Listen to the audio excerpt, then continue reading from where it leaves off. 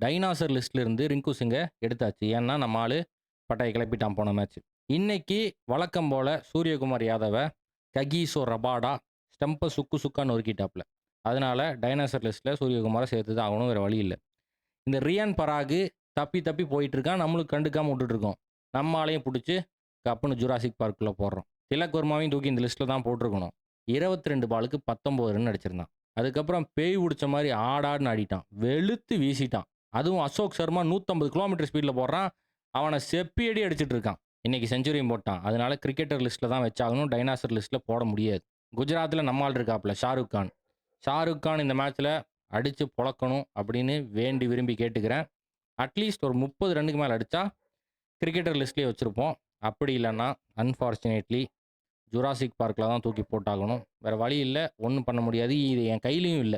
சில டைனோசர்கள விட்டுருப்பேன். சொன்னீங்கன்னா எடுத்து உள்ள போட்டுருவேன்.